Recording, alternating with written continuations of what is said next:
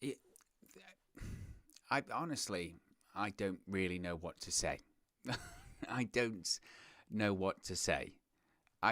Genuinely, I'm a little bit lost for words coming out of that show.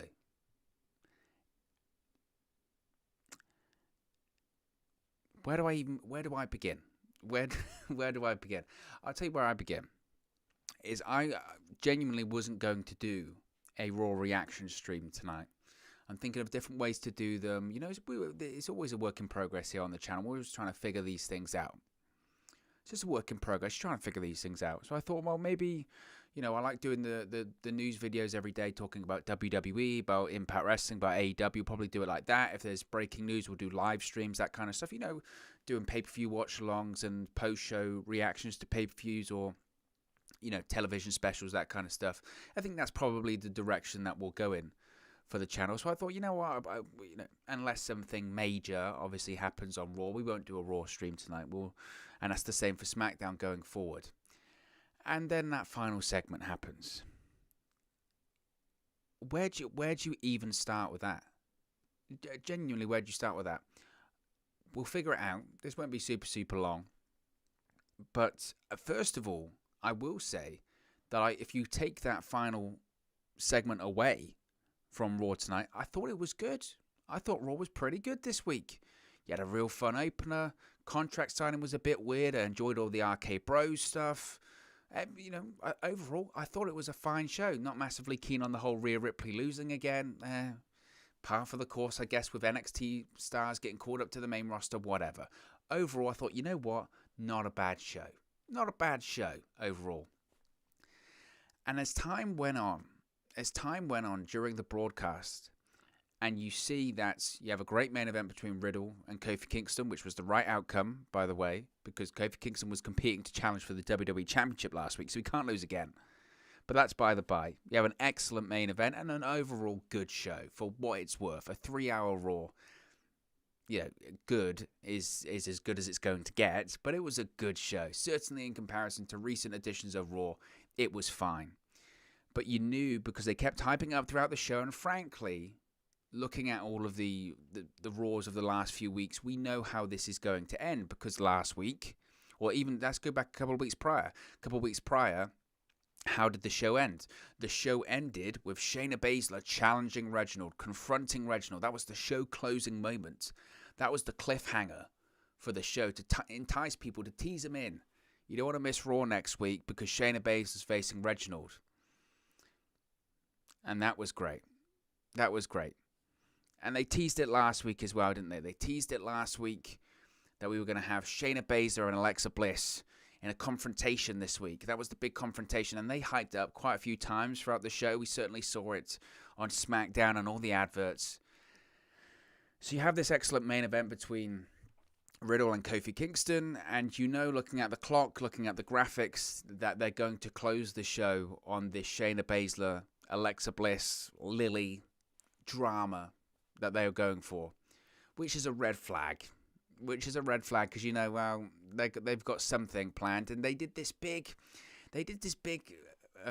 vignette, promo, pre-tape, whatever you want to call it, during the show, where they basically hyped up Alexa Bliss's story arc, going all the way back to last year when she first encountered the Fiend, and how she's changed and how she's developed, and then eventually she turned on the Fiend, and now she's with Lilly, now she's got a stuffed animal and all that kind of stuff.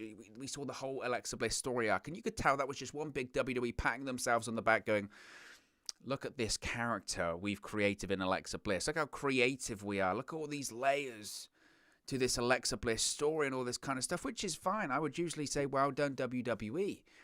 But some of the stories that they have been trying to tell during this whole period with Alexa Bliss has been mind-numbing. I mean, absolutely mind-numbing in certain occasions. And the fact that the segment before, we had this closing segment of Shayna Baszler in Alexa's playground, the fact that they mentioned this during the show several times, but also in the segment prior when you had Shayna Baszler and Nia Jax backstage, and you hear Nia Jax go up to her, go, you got to be careful. Oh, you got to be careful. I've known Alexa Bliss a long time. You've got to be careful. She's very unpredictable. And Shayna Baszler said about 10 million times, it's just a doll. It's just a doll. Oh, it's just a doll. Nia, it's just a doll. It's just a doll. Why would I be afraid of a doll? It's just a doll. Now, WWE isn't known for subtlety. So when they're doing that, they are basically bashing you over the head to let you know it's not just a doll. It's not just a doll. So again, that's another red flag. The fact that it's the closing segment is a red flag. The fact that we have been told a million times throughout the show, it's just a doll, is another red flag, because you're going, what on earth are they going to do here? What have they got planned? But to be honest, even I didn't think they were going to do what they were going to do. I mean, basically, if you haven't watched it, lucky you, by the way, lucky you. I wish I'd have thought the same thing. They had this segment, Alexa's Playground, and Alexa Bliss is there, Shayna Baszler's there. Shayna Baszler comes out, and she has the back and forth with Alexa Bliss, and eventually it results in Shayna Baszler, she throws over, there's a rocking chair in Alexa's Playground, and eventually it results in Shayna Baszler throwing Alexa Bliss to the outside, and Alexa Bliss is on the outside, and there's Lilly. There's Lilly in the ring, the stuffed doll, yes, the stuffed doll is in the ring, and then this is where WWE gets super creative, and I think back to Beyond the Mat. I think back to that Beyond the Mat documentary when Vince McMahon's sitting in his office in Stamford, Connecticut, in Titan Towers, and he's asked, what does the WWE do, or what does the WWE, what's their product? And Vince McMahon's sitting there in his chair, he's all cocky, he's got his bottle of water, which he eats. I mean, he eats the water, it's crazy. Go and see the clip, you've seen the clip. He drinks the water, and before he has it, he goes, we make movies. He's so smug, and he's doing that. And this entirety of this, dumpster fire of a segment, I'm looking at this going, this is exactly what Vince McMahon meant. We make movies.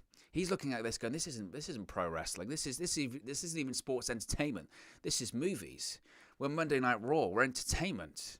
This was a little WWE theater sort of television drama. This was WWE's attempt at creating Annabelle. It's like someone actually watched Annabelle for the first time, pitched it to Vince McMahon or pitched it to Bruce Pritchard, who have never seen the film, and went, that is genius, they should make that into a film. And everyone went, be quiet, because they already have.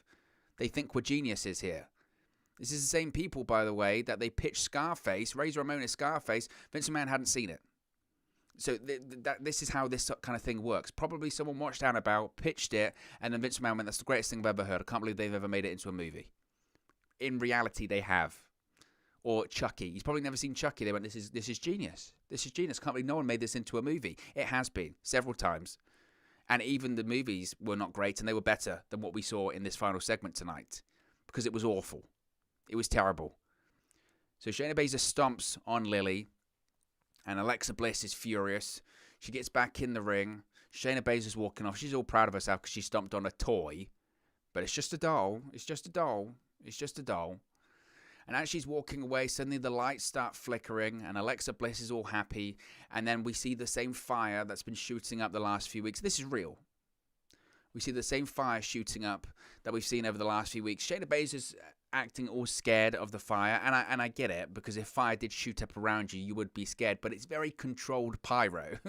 You know what I mean? It's not like pyro as if it's shooting past her like that. It's pyro in the predetermined places around the stage in which the pyro goes off, usually because there's a guy off stage pressing the pyro button, pressing the fire button.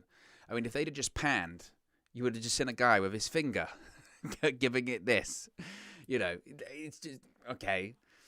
So fire shooting up in a very controlled manner around the stage in the general pyro position, which is to be expected. But Shayna Baszler's freaked out by this, and we go backstage. And again, this is when we know that WWE's being creative. They're being very arty. They're being very high production, because they're going to all of these different camera angles, and they're going to these different multiple tapes, because obviously this was pre-taped. And Shayna Baszler goes backstage, and then we start getting all very poltergeisty, because she goes backstage, lights are flickering, suddenly a big crate flies out of nowhere. And I would love to see the actual sort of WWE behind the scenes 24 documentary on this, in which someone throws a crate at Shayna Baszler off camera, because that would be rather humorous. So there's a crate goes there. There's some steel rigging, drops down. obviously doesn't crush Shayna Baszler. She's acting like she's not scared or freaked out, but she's starting to look a bit freaked out. She then goes into a room. She goes into a room and says, I've got it under control. I've got it under control. She puts the lock across, puts a couch in front of the door. She goes, I'm safe, I'm safe, I'm safe. And then she turns around and you can see what you can see there. She turns around and in the mirror, because this is a WWE horror film that you would see on, it is on cable, I guess. So it's like a bad cable movie, a bad cable horror movie. It's like that meme, isn't it? I want Annabelle. You've got Annabelle at home. There it is.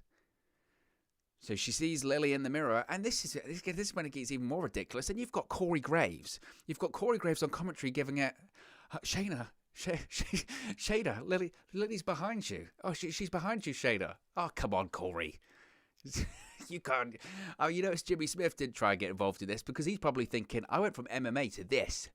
I went from guys and girls with, thin gloves on, beating the hell out of each other, giving each other concussions and broken noses and arm bars and chokes and all this kind of stuff, to a possessed doll appearing in the mirror of an MMA fighter on Raw. It's madness. It's madness. And the doll appears there. Shayna Baszler smashes the mirror. The lights go out, and we hear a Shayna Baszler shriek, a Shayna Baszler scream, as we go off the air. Oh my God. It's up there. It is so up there as being one of the worst endings to Monday Night Raw in the entirety of the show's history. Honestly, it is so up there. It is so up there.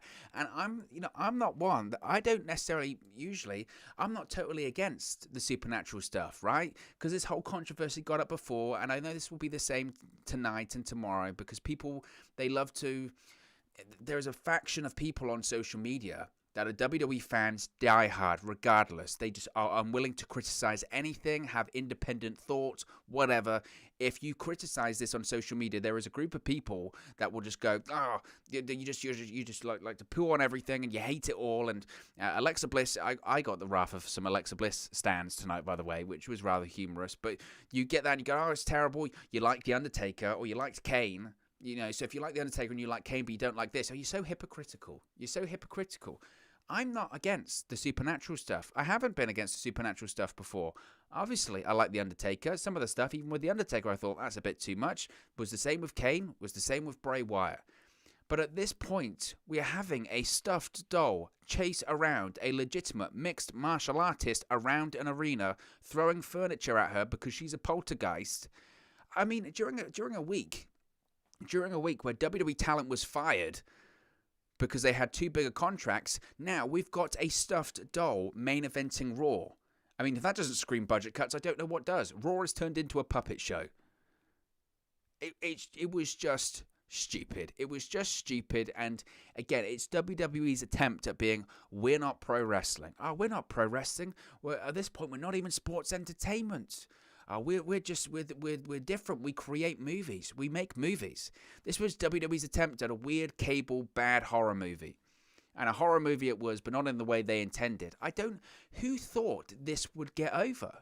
Who thought this would get over? And this is just the latest idea that WWE has had in these ThunderDome shows, especially in recent weeks, but over the course of the last couple of months as well, of these ideas. If they did this, if they presented this to a live audience, they would just get up and leave. Because why would you pay to go watch this? Seriously, why would you pay to go watch this? And it's almost like, again, it's like WWE goes, we can't do this kind of stuff when we go back on tour in July because the crowds won't accept it. Most of the stuff has got to be live, so we can't pre-tape these things because, again, that final segment largely, I guess, was pre-taped, especially the stuff backstage. But it's like they go, well, we can't do this and we can't do it anymore. Let's get it out of the system. We'd love to do this. It's just bad. It's just bad television. And everyone, again, I'm lost for words. I genuinely, I am lost for words because what was that? It wasn't good. It wasn't good. It was a bad horror movie. If I'm assuming that the intention was there to be scary or to be like dramatic, if that was the intention, talk about a miss. Not even striking you out. You didn't even turn up. It was just bad. And at this point, the person being pushed most on this show, the one character that's getting the biggest push on Monday Night Raw, isn't even a human, isn't even alive. It's a stuffed doll. And it's this kind of stuff of, again, you look in these creative meetings, and I mentioned it with Aleister Black when we did the videos talking about Aleister Black before. You know, Aleister Black going, Vince McMahon fought for me creatively, and he enjoyed my creativity, and Bruce Pritchard, he fought for me creatively, he wanted ideas for me. Who is approving this? Who is approving this? Who is writing this? And again, it's like one of the writers went home and watched Annabelle or watched Chucky, and then went, I tell you what, I'm going to pitch. They ran out of ideas, they pitched all of their good ideas, and they went, possessed doll? And Vince McMahon went, what's that? You said, what? You said possessed doll. What do you mean possessed doll? Maybe Alexa Bliss has a possessed doll. I mean, I don't know. I've run out of ideas here. He goes, brilliant. Write it down. Write that down. Possessed doll. I like it. I like that. That sounds like a movie. That could be a movie. That could be a horror movie.